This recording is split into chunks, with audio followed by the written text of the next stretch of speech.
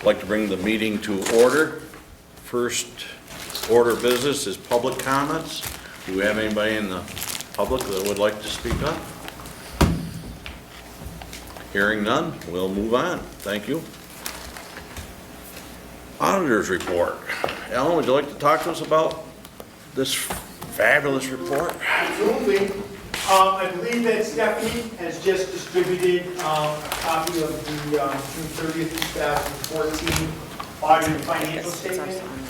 Just to introduce myself to those of you who may not know me, my name is Alan Walter. I'm a partner with the Bondeo Group. We are the auditors for the Southwest Vermont Career Development Center. If you have the report in front of you, and just take a look at the table of contents, I'll walk you through what is included in the financial statements and the auditor's reports that we'll go through and look at what I think are some of the highlights of the report. If you look at the table of contents, the report is broken into 5 different sections. The independent auditor's report on pages 1 and 2, management discussion and analysis on pages 3 through 13, the financial statements and notes to the financial statements on pages 14 through 32, required supplementary information, which is budget versus actual information for the general fund on page 33, and then other required reports on 34 and 35, and finally scheduled findings and responses on page 36. Of this 36-page document, it's important for the board to remember that the only pages that are ours are the auditor's report, the auditor's reports and the findings. The rest of this document is the school district's, your financial statements. We audit them and give our opinion on them, even though we assist in their preparation. So having said all that, if you go all the way to page 36, give you the highlights of the year, the audit results for the year. What page 36 is the schedule of findings and responses. And what this does, it is a one-page summary, summarizes the result of the audit for the year. And the highlights here are the type of independent auditor's report issued, it's unmodified. That's the highest level of assurance we can give on your financial statements. We'll take a look at that report. With regard to internal controls over financial reporting, we noted no material weaknesses or significant deficiencies. And with regard to non-compliance material to the financial statements, we noted none. Okay, so very favorable report, unmodified opinion on the financial statements, no internal control findings, no instances of non-compliance. So if we flip all the way back to page 1 and 2 is the independent auditor's report. And the important information here is on the very top of page 2, which I'll paraphrase. In our opinion, the financial statements present fairly the financial position of the district as of June 30, 2014. That is what we as auditors call an unmodified opinion. As I said before, that's the highest level of assurance that we give on your financial statements. Okay? Pages 3 through 13 is the management's discussion and analysis. I'm not going to go through that in any detail. However, I would suggest that if you don't have time to read the entire 36-page documents, do at least try to read those 11 pages. The management discussion and analysis is written in somewhat layman's terms, and it gives a good overview of what happened with the school district during the year, and it gives some comparative information versus the prior year. So flipping to page 14, which is the statement of net position for the school district. What the statement of net position represents is all of the funds of the school district combined together, and adding into that your capital assets and your long-term debt. Okay, so what it's meant to represent is the financial position of the school district in its entirety and not at the fund level. It's also accounted for using the full accrual method of accounting, which means that all the assets and all the liabilities of the school district are recognized here. whereas at the fund level, you use the modified accrual basis of accounting. So it's not the same basis of accounting, which is important to know. And again, just the highlights here on the statement of net position. Total assets are $1,915,000, broken out between current assets are $1,151,000, capital assets being $762,000. Total liabilities, towards the bottom of the page, $392,000. Assets minus liabilities leaves you with net position of $1,522,000. Page 15 is the statement of activities. The statement of activities is the reciprocal of the statement of net position. Again, this is meant to show the total financial activities of the school district as a whole. So it is all of the funds added together for the entire school district. So the highlights here, your total expenses for the year, $3,430,000. Across the top, you can see the program revenues approximated $1.2 million. So you had a net expense generated by your operations of $2,260,000, and the net expense was funded by predominantly your basic education grant of $2.3 million. Okay, and again, that is on full accrual basis of accounting and for the entire school district consolidated as a whole. Okay, so those are the government-wide financial statements, statement of net position, statement of activities. On page 16 is the balance sheet for the governmental funds. This is probably more in the format of information that you as board members are used to looking at. You can see across the top of the page, it's broken down by fund, the general fund, Carl Perkins Fund, adult education, and the DEHI grants.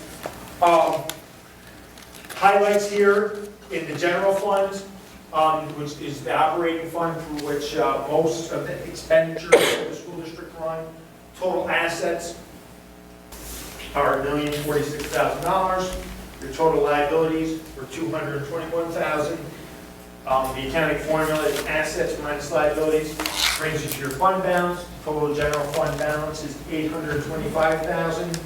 Of that $825,000 of fund balance, $57,666 is non-spendable in the form of prepaid expenditures. It's not spendable because it's already been spent. $272,000 is restricted for capital improvements and equipment. $231,576 is appropriated for subsequent year's expenditures. That's the amount that you use to balance the 2015 budget that we're in right now.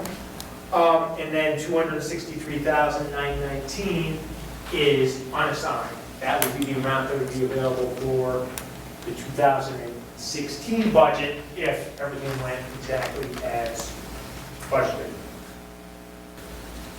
The Carl Perkins grant, you'll notice $71,000 of assets, no fund balance. The reason that it doesn't have any fund balance is because it's a grant, and by the nature of grants, revenues are only recognized to the extent that expenditures are made, so it always has a zero fund balance. Okay. Page 16 is the statement of revenue, expenditures, and changes in fund balance for the governmental funds. Let's ignore the general fund here, because we'll look at the general fund versus the budget. I think it is a little more meaningful. And the only comments here is just to show that the amount of money that runs through the Carl Perkins grant, $150,000 of expenditures ran through there, $150,000 of revenue. Okay. So flipping all the way ahead to page 33, which is the budget versus actual statement for the general fund. The highlights here, your total revenue budgeted for the year was $3,284,000. Your actual revenue was $3,183,000. So you had an unfavorable revenue variance of $100,000. Looking down, your total expenditures were budgeted were $3,384,000. Your actual expenditures were $3,171,000, so a net favorable variance of $213,000 in your expenditures. And the net results for the year are the change in fund balance line, on the third line from the bottom. You had budgeted to use $100,000 of your fund balance. You actually grew your fund balance by $80,000. So you had a net favorable budget to actual variance of $180,000. Okay. And the last report is page 34 and 35. This is our independent auditor's report on internal control and non-compliance. And instead of going through this in detail, I'll just tell you that as your auditors, we're required to report to you in writing if we found any material weaknesses or significant deficiencies in internal control. And as I said at the very beginning of my presentation, that we did not find any, and that's all that this report says. And with regard to compliance, if we had any instances of non-compliance, we also have to report them in writing in this report, and we did not. So that is the extent of my comments. Are there any questions from the board? Go ahead, Yes, Ed. sir. On page 19, under liabilities, there's a student activity balance and a child care liability. Aren't those, why are they listed as a liability? Because the student activity funds are earnings of the students for their various activities, which are then used to fund other activities. So I don't understand why that's a liability. What the activity funds represent are funds of, they're technically, they belong to the students. Right. So instead of showing them as equity as being owned by the school district, we show them as liabilities. Okay, So it's understood. I understand what you're saying, but it's kind of a quirk of governmental accounting. Understood. Okay. Any other questions? Seeing none? Thank you, Alan. Thank you. Thank you. Thank you.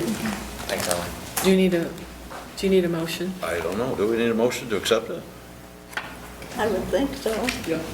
I move to accept the, Okay. I move to accept the auditor's report. I'll second it. Any other discussion?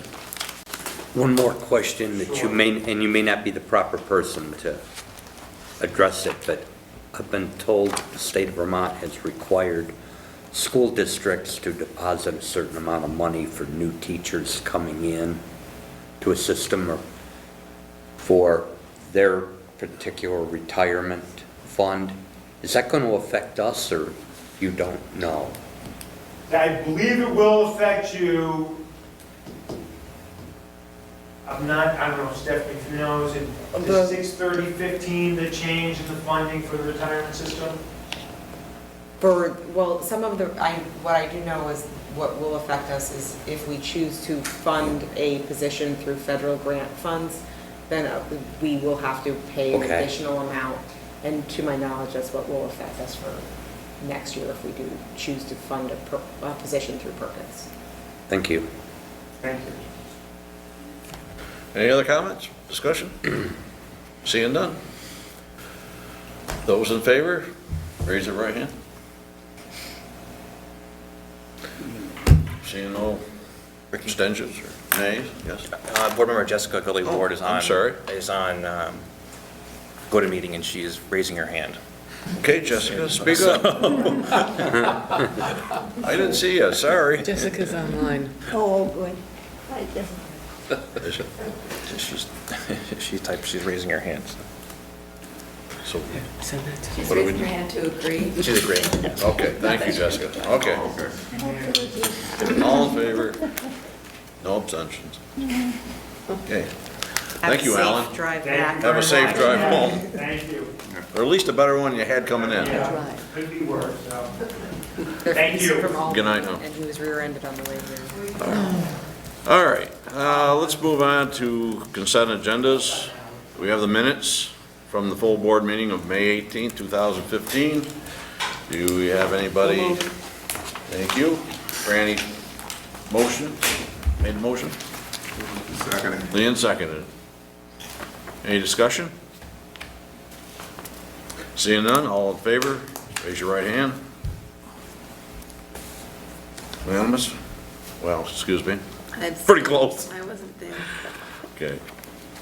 We have one abstention.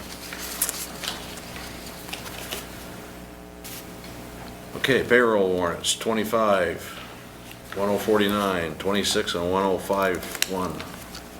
I think we can do them all together, can't we? Yeah, I'll move. Randy made the move, Second. Dan seconded. Any questions, comments? Seeing none? All in favor, please raise your right hand. Unanimous? Vendor warrants, 10,050 and 10,052. So moved. Second. Franny made the motion, Leanne seconded. Any comments, any discussion? Seeing none? All in favor, please raise your right hand. I'm raising my hand. Okay. There's limitations to that computer, I think. But I like the fact you spoke up, Jessica. I can hear that. I guess it's unanimous. Okay, cash flow. We have in the Dropbox the cash flow, the revenue and expenses. Any comments or any discussion on those two items? Otherwise, we'll just move on. Hearing none. Committee reports. We had a Ed committee about an hour and a half before this meeting, and Ed Letourneau chaired it. Would you like to discuss anything with us?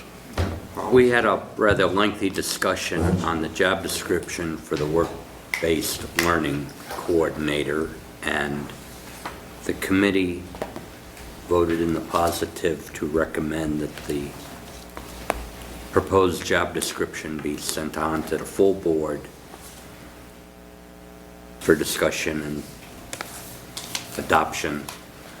We also discussed, and the board voted in the affirmative, to have the time periods for service for the work-based learning coordinator to be discussed with the union, because we would like to expand it to include work during the summer and other vacation periods. That's a short story of what the committee discussed and the actions taken. Anybody else want to comment about it? Okay. I think there was also a policy committee? Yes, we met today, and we have some policies. We met at 4 o'clock and reviewed the previous minutes. We talked about policy 6141 and computer networking and internet acceptability use is up for warning today.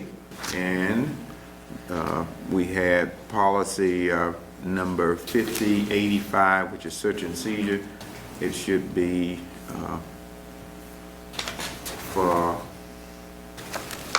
warning today. It's not, well, yes, it's warning today. And then we had public That's it. participation That's adoption. my It should be copy. adoption 7300C, and it says warning on the document, but it should be up for adoption today.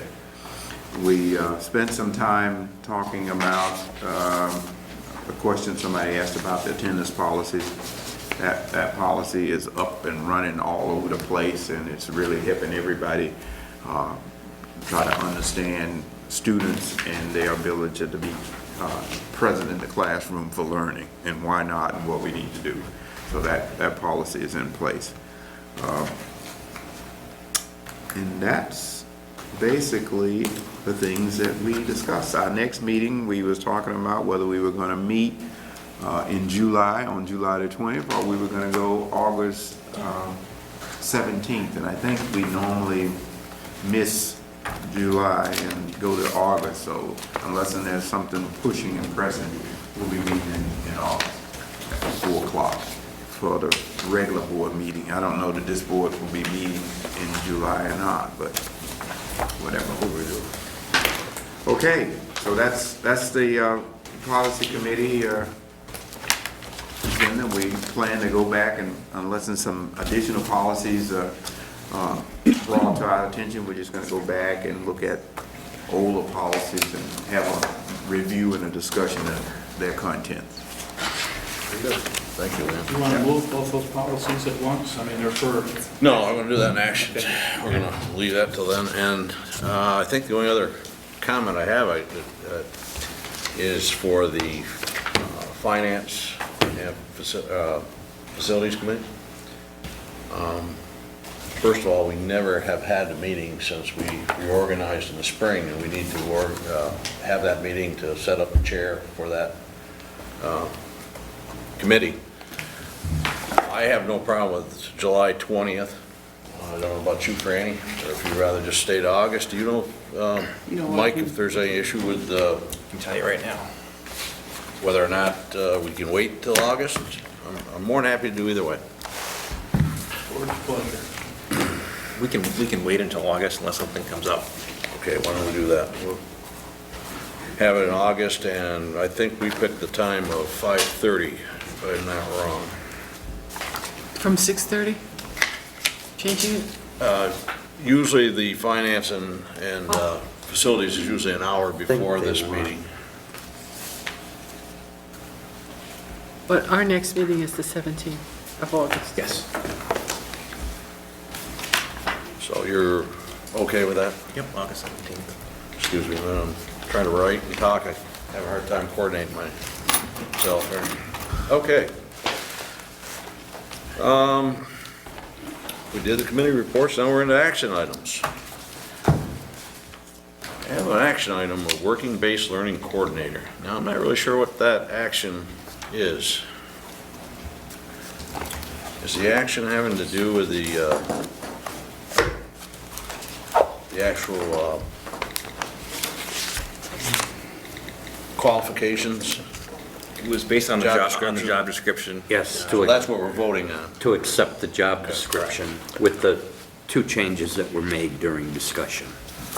Okay. And I forgot what precisely they were for item 2. One was on number 3, sharing feedback, and it was to address strengths and weaknesses. Okay. Right. And the other one was to add the performance of other tasks and assume other responsibilities as assigned by the CDC director as a number 12. Yes. And those changes have been made to the documents that are in the Dropbox, so if you have access to that, you'll see the changes they're already made. Could I have a motion to, So moved. Second. it's been motion by Fran and seconded by Leon. Any discussion? Seeing no comments or discussions, all in favor, raise your right hands, please. Aye. Aye, thank you. Unanimous. Okay, we have a dishwasher purchase through the Perkins. Mike, would you please elaborate on that? Sure. Can we move up one to the adoption of Perkins? I didn't have that on mine. I got dishwasher purchase. You got adoption of Perkins, or a grant, a dishwasher purchase. Perkins. Yeah. My computer must be leaving stuff off as it comes through the airwaves, huh? Take that one. The dishwasher is with Perkins. It is Perkins as well. I mean, so that's Okay, let's do the adoption of the Perkins grant first. adoption of the Perkins grant. This, you heard tonight in the audit report about Perkins. We receive Perkins dollars every year. The board has to agree to accept the money from Perkins. It is in the Dropbox. This year's, I spared you the 26-page application, just gave you the highlights.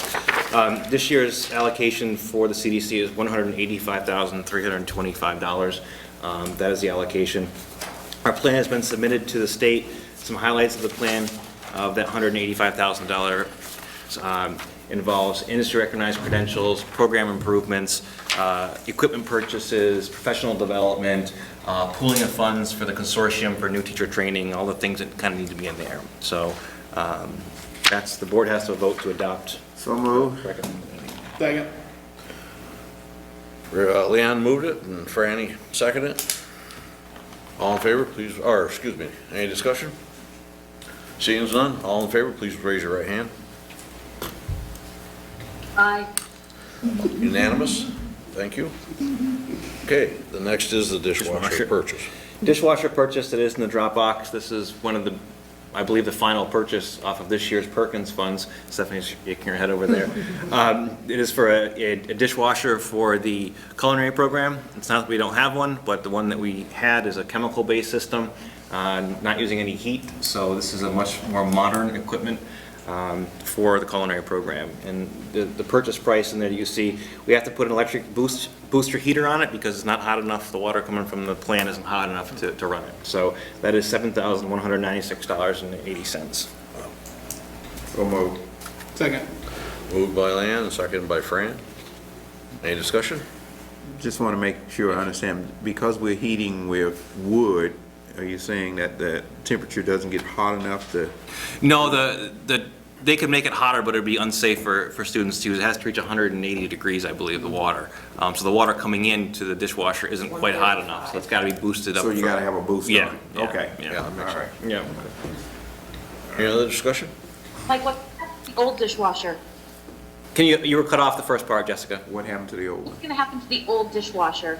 It's my understanding that the dishwasher that we have is actually provided by the cleaning service that we buy the chemicals from. Right, So yes, it'll go back to them. It'll go back to them. We had an agreement with the, forgive me, I don't remember the name of the company, but if we use their dishwasher, they would provide the dishwasher if we bought the chemicals. The chemicals are expensive, and this is just a better system to go with, a hot water system. Great, thank you. Anybody else? Seeing no other discussion, all in favor, please raise your right hand.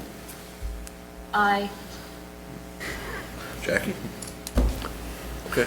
Sorry. Okay, nomination of full-time assistant specialist. I think you took that off the action, didn't you? Nope, it's on. Okay, I'm sorry, yeah. The next one is the nomination of full-time administrative specialist for adult education. Last month at the board meeting, this board had asked, let me back up.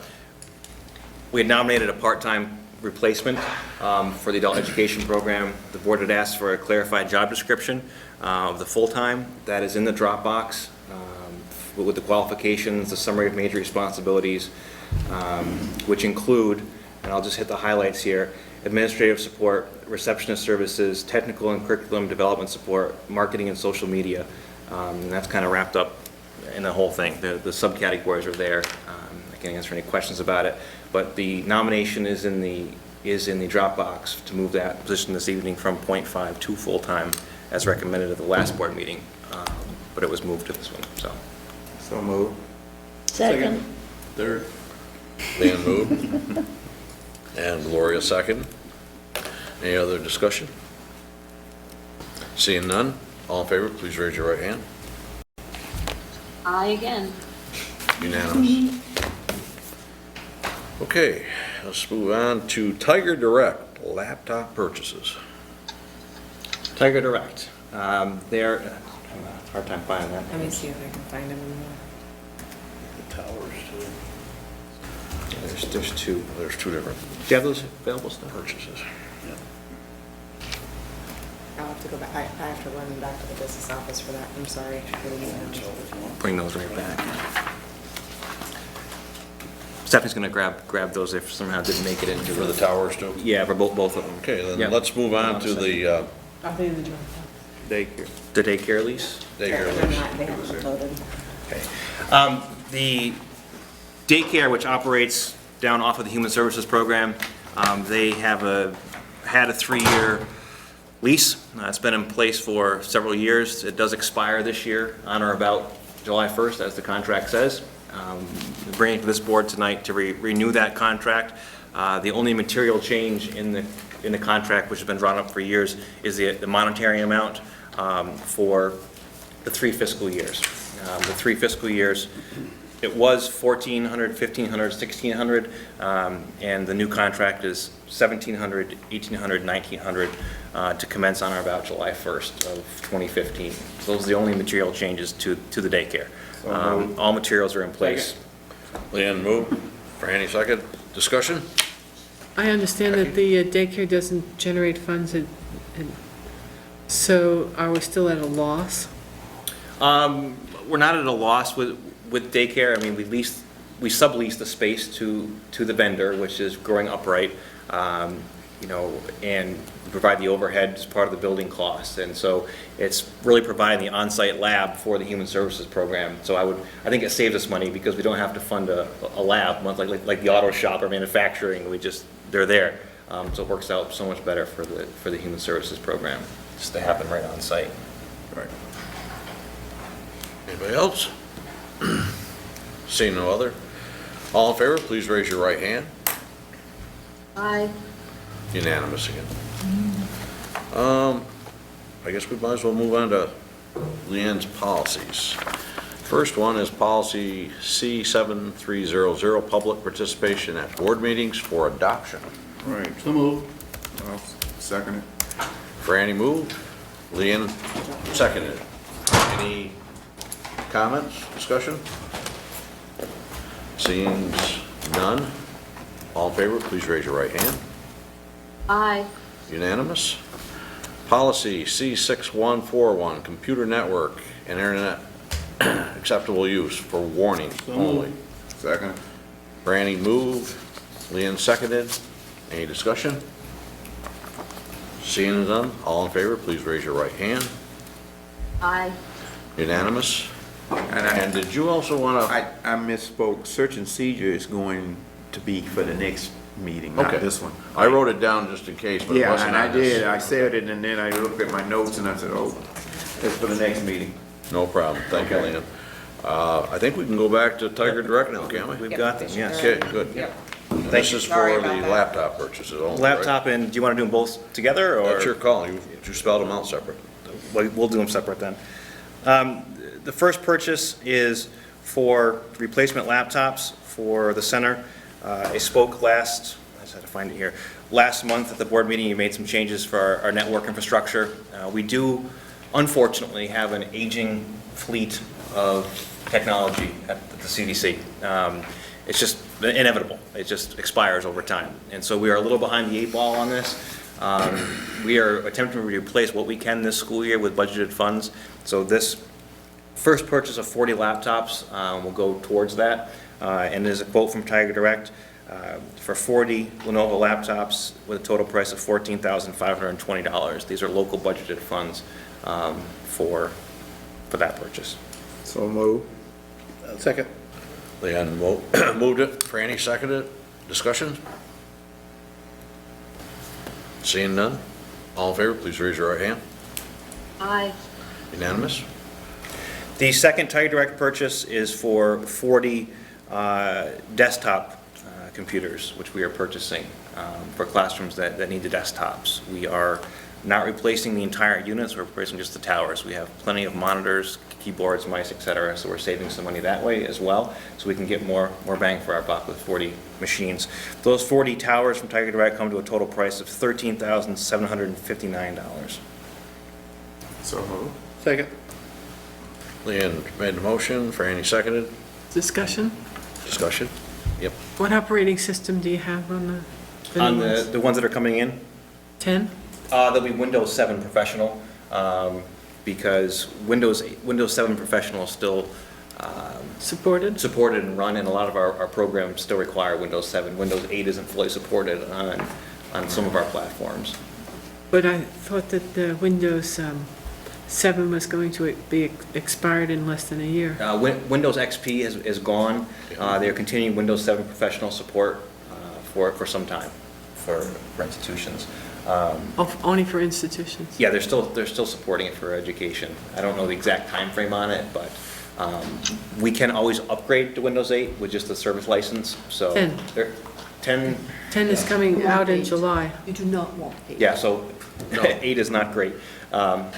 July. So July. But what happens a lot with new OS releases, we have software that will run on older platforms. I mean, particularly like down in manufacturing and in the auto shop. I mean, having to run some of the programs on Windows 7 is actually a challenge coming over from XP. Your present computers, are they 5 years old?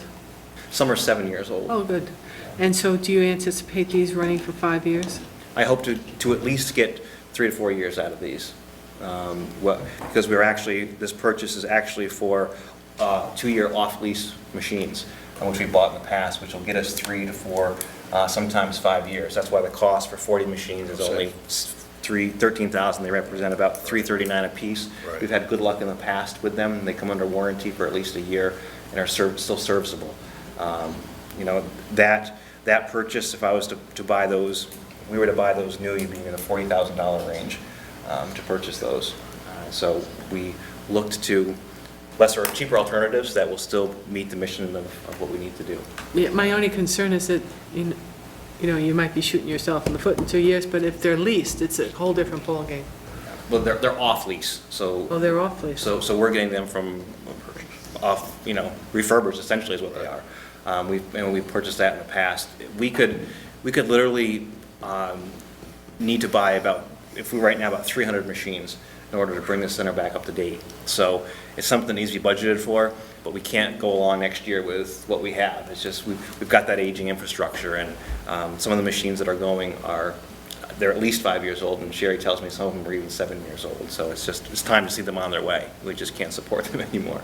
Well, this is a little bit off, but do you have a plan, like every X number of years you refurbish this, or you purchase this, or? We do, and we've kind of gotten off track from that, and that's kind of where we're at. We have a 5-year plan for purchasing of machines and equipment. And if we were to get back on that track, we would need to replace between 2 and 3 computer labs fully yearly in order to maintain that track. And that's something that we're going to have to look at going forward about how we do that. I mean, the center is anywhere between 350 to 400 machines. That doesn't include mobile devices, wireless access points, printers, servers, the networking, the whole 9 yards. It's a pretty expensive endeavor, but something we need to budget for yearly to do that. Well, and maybe have a little committee, because everybody doesn't need that one, that big one, and everybody doesn't need top of the line, and Right. And we are very sensitive to that. We have really the 2 areas in the building that are the top of the line are manufacturing and design. Those machines are very expensive, but they run a 5-year cycle.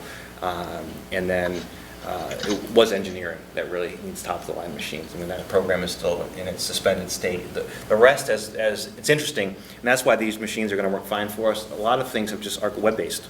Everything is internet-based. Not everything, but a lot of things are internet-based. So we're able to run, I'll call it a bit lesser of a machine and still, reap the benefits of it, basically, with our connection, so. And so when are you going to put this new plan in place? I would be reestablishing the plan that we had, so I would hope to, for the next budget season, start putting it in the budget to replace these labs. Any other comments? I don't believe Windows 7 Professional is going to go away anytime soon. There's too many enterprise organizations that are married to it, like General Electric and Boeing and all the power utilities in the nation and telephone companies. Microsoft will have to keep supporting it, whether they like it or not. Perhaps you know that, because, and again, I hate to say, like hearsay, but I thought somewhere where I either read or heard that Windows is offering a free upgrade to Windows 10 on the Windows 7. Now, that's what I seem to recall hearing. Windows 10 hasn't come out yet until It's coming July. out, yeah. And they were talking about a free upgrade from Windows 7 to it. So perhaps you, I haven't heard that. Well, I wouldn't do it this way. it sounds unbelievable, but I do remember hearing that, so. Well, this problem still is, what he said, is that the software that you need for specific programs are based in 7 and Right, not. Right. And some, believe it or not, are still based in XP that we're making run in 7, Yeah. so it's, We got to open vote. yeah. All right. So we got to vote. Any other comments? Okay, all in favor, please raise your right hand. Aye. Unanimous. Okay, I think that's it for. May I interject here? Sure. Since the Education Committee did come back with the recommended action, that wasn't listed as one of our action items, but at the last full board meeting, we discussed revising the job, sending the job description and the issue back to the Education Committee, which met today and came forward a recommendation. So do we want to take action on that, or just let it ride until the next full board meeting? It hasn't been warned, so I guess I'm a little reluctant to Yeah. throw anything new into the. Right, we can't add an action item. Okay, I'm reluctant too, but I Yeah. thought it was it's fine. worth pointing out. Superintendent's report, that's you, Mike. That's me. So, as I prepared for tonight's report, I was going to do a big presentation for you, and the day in the last week got away from us, as you all could see when you showed up tonight. So, I do have my report for you. It's just not jazzed up here on the screen. So, as I was preparing for this, I thought, besides updating the board on initiatives, what could I address with the board at this time of year? And I thought nothing better than to showcase to you our students' accomplishments for the year. School is winding down very quickly. Seniors are gone. Graduation was last Friday for seniors. We still have underclassmen all this week. Half days for students on Thursday and Friday for final exams, and then that's it. They're off for the summer. And August 24th will be here before you know it. I know. So some highlights. Some folks from the board were able to attend the June 2nd awards banquet at the Elks Lodge. It was well attended. We had over 160 guests in attendance. That includes students and parents and members of the community. It was a very nice night. If you check us out on Facebook, the photos are up there from the awards banquet. Several technical excellence awards, scholarships presented, special recognition. It was a great night. I thought had by all. One of the things that you hear about in Perkins was providing students industry-recognized credentials, and that was a big push this year. One of my goals to the staff was, like all students, to leave with an industry-recognized credential. That's a lofty goal. Not every student can reach an IRC, but I wanted to highlight those that have this year for you with just some raw data on this. 29 students in the center earned healthcare level CPR and first aid. 11 students earned manufacturing building linkages certification. 46 students obtained their OSHA 10 certification. 20 students obtained their advanced logging certifications through the Game of Logging 1, 2, and 3. 15 students received their OPI nail tech certification. 17 students received their ServSafe certification, which is a culinary certification. 8 students received their Microsoft Office certification. 32 certifications in the automotive program were issued to students. That includes state inspections, oil change, transmission. I can go on the whole list. There's a whole set of assessments. 32 credentials earned in there. Also, 38 students in the center earned dual enrollment credit through CCV. And dual enrollment credit is students enroll in our courses. There's an agreement with CCV. Those students receive transcript to college credit upon completing the program. So that is that's a lot of certifications out there, and there's more coming. They're just not all done yet. Those are the ones that we've completed. And all those certifications, they're expensive, some more than others, and Federal Perkins dollars has been able to pave the way to help pay for some of those certifications for students to leave here with a credential that they can then use to be employed or take with them through college. It's kind of the best of both worlds. I know I just missed one off here that popped up. Law enforcement program had 11 students certify with incident command through FEMA and ICS, and there's more of those throughout the center, but I wanted to highlight those for you. We have, I lost my train of thought for a second, sorry about that. our students are excelling in our programs. We have a trip leaving Monday for Skills USA to the Nationals, where you remember last year they brought home national gold medal in Health Knowledge Bowl. We have a small group going this year, and we wish them well.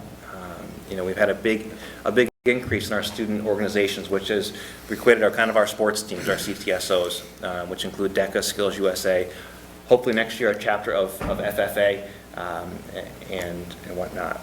So one of the goals from this board and the strategic planning committee was to have a summer program this year, and we have two summer programs, one in sustainable foods and agriculture, and one that I recommended with the partnering with the National Guard, the Police Department, the Sheriff's Office for their New Experiences Camp. You've heard me talk about it before, but I just want to recap for you. It's actually happening. The sustainable foods and agriculture one is, I'm not going to be able to bring it to fruition. It's just not going to happen this year. However, the partnership with the Police Department, National Guard, and Sheriff's Office is well underway. We had our final meeting last week with members of all those organizations to finalize the schedule. We will be providing the last week of July the transportation for 30 students aged 11 to 13 and 13 to 15. They are from Bennington, Pownell, and Shaftesbury area, not just Bennington, and some Arlington students. I don't know the breakdown. I just know there's 30 students that we will be providing transportation to the entire week for the camp. It's called the New Experiences Camp. On Wednesday the 29th, those 30 students will descend here at the CDC and will visit 5 programs plus a 6th station out in the courtyard, out in the parking lot with the fire department. They'll be rotating through all day through automotive, forestry, manufacturing, culinary, and building trades. Those are the 5 programs that will be involved. Part of the reason those are the ones that are involved right now is, as you know, summertime is cleaning. Floors are wet with wax and shampoo, and all those programs have outside access. They can get in there from an exterior door, so it saves them traipsing through the building. Really excited about that partnership. There's a lot of great ideas. Students are going to leave with a product or something from every program, and the teachers have been really, it's fun to see. I don't want to give away what they're going to be building in these programs, but the teachers deserve credit for their ingenuity and coming up with the ideas of what students can do for an hour and leave with. I was pretty impressed by it. So that really concludes my report for the evening, unless you have questions. The only thought I was thinking is it possible that we could, maybe not right now, but maybe for the beginning of next school year, have a list of all the different certificates and awards and stuff that we have? Certainly. That's a pretty impressive list that you already read off, but you said there's even more. I'd love to see the full list. Yeah. I just wanted to add to some of our successes, our LNA, our first cohort, we have an 87% passing rate.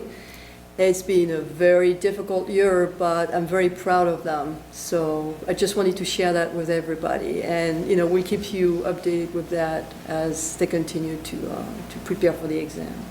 Thank you. And in pharmacy, currently we only have 1 student, so it's a 100% success rate. But again, hey, it counts, right?